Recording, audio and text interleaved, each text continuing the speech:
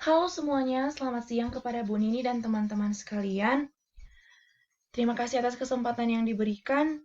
Saya Filia Kuyungian dengan NIM 1723141042 dari Prodi Ekonomi.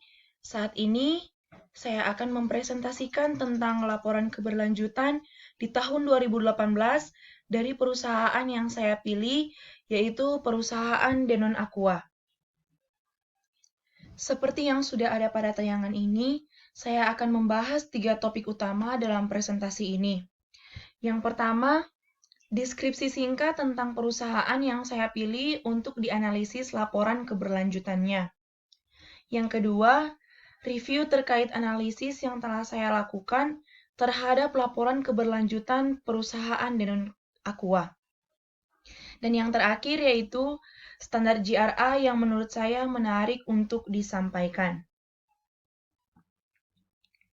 Baik, topik yang pertama yaitu tentang perusahaan yang saya pilih untuk dianalisis laporan keberlanjutannya.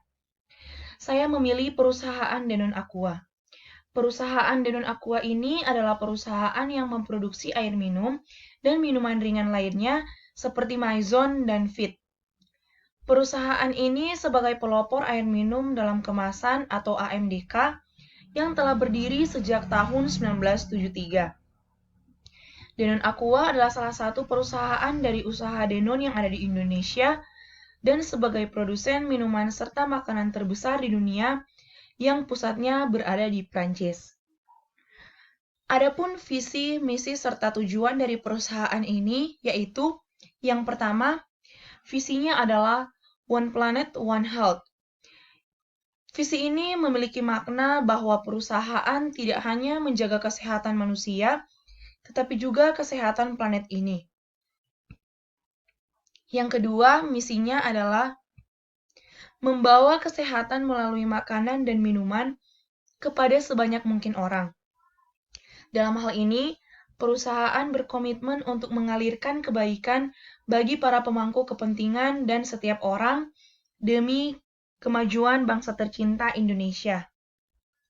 Dan yang ketiga, tujuannya yaitu sebagai inspirasi untuk minuman yang lebih sehat dan berkelanjutan. Topik yang kedua yaitu review terkait analisis yang telah saya lakukan terhadap laporan keberlanjutan perusahaan Danone Aqua. Saya akan menjelaskan review terkait analisisnya yang saya bagi dalam 3 poin. Yang pertama tentang penerapan standar GRI. Dalam hal ini seperti yang kita tahu bersama, ada 3 hal penting yang perlu dilaporkan terkait standar GRI, yaitu pengungkapan umum, pendekatan manajemen, dan pengungkapan topik spesifiknya. Secara keseluruhan, laporan keberlanjutan tahun 2018 oleh perusahaan Danone Aqua sudah dilaporkan dengan baik. Sebagian besar informasi dilaporkan berdasarkan syarat pelaporan pada standar GRI. Namun, berdasarkan analisis saya, terkait GRI 103, yaitu pendekatan manajemen pada pengungkapan 103-2 tentang evaluasi manajemen dan komponennya, serta pengungkapan 103-3 tentang evaluasi pendekatan manajemen, tidak ada statement yang dinyatakan dalam laporan keberlanjutan terkait pengungkapan tersebut. Jadi yang dilaporkan dan tercantum statementnya hanya pengungkapan 103-1 saja tentang topik material dan batasannya. Yang kedua, tentang isi laporan. Seperti yang sudah saya jelaskan tadi, bahwa laporan keberlanjutannya sudah baik. Namun, ada beberapa yang perlu diperhatikan, seperti yang pertama itu, informasi yang dilaporkan terlalu umum, sehingga tidak menemukan informasi yang dicari. Kemudian, yang kedua, juga sering terjadi pengulangan soal informasi yang dilaporkan.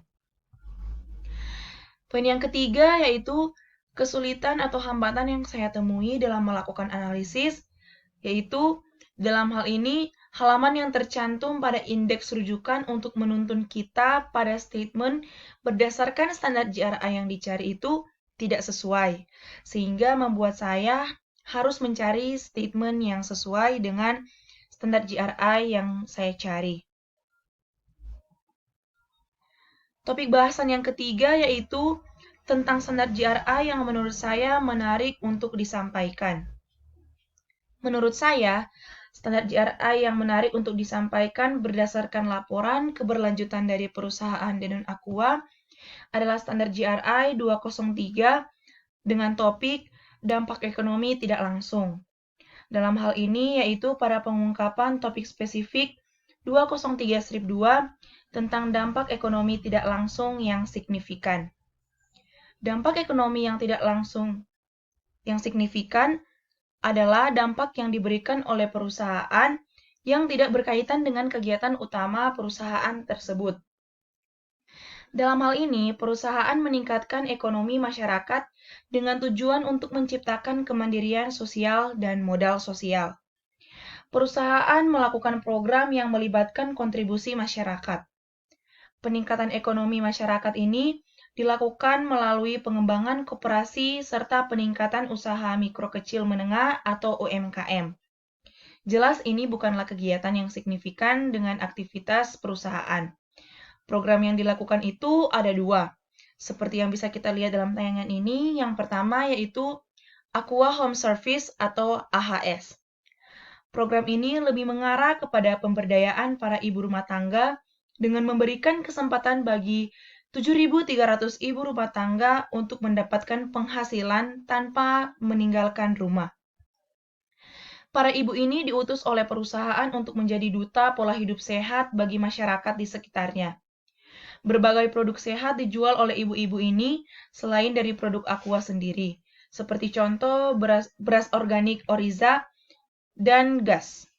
Selain itu, perusahaan ini juga mempersiapkan sarana untuk penjualan seperti papan nama dan rak khusus untuk membawa galon di sepeda motor. Program ini mampu meningkatkan penghasilan para ibu rumah tangga yang awalnya tidak berpenghasilan menjadi mampu memberikan tambahan untuk keluarga. Secara total, AHS berkontribusi 13% dari seluruh total penjualan galon Aqua dan beras organik Orisa. Dan yang kedua yaitu pengembangan koperasi dan UMKM. Danone Aqua mengembangkan koperasi yang anggotanya terdiri dari para pelaku usaha kecil menengah atau UKM dan para ibu rumah tangga yang berjualan secara mandiri.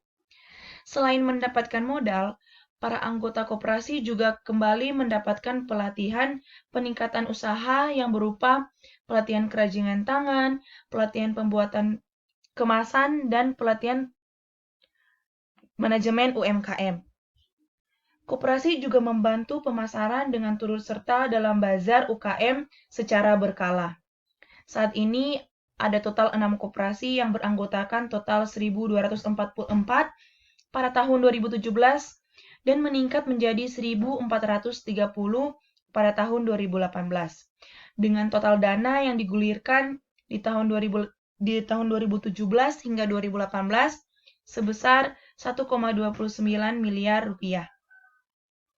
Selain koperasi, Danone Aqua juga mengembangkan program ekonomi masyarakat berupa perkebunan kopi, bantuan modal, bantuan mesin jahit, bantuan ternak, pelatihan budidaya sayur dan buah organik, serta pengembangan ekonomi mikro lainnya. Peserta program microfinance berjumlah 721 orang pada tahun 2018.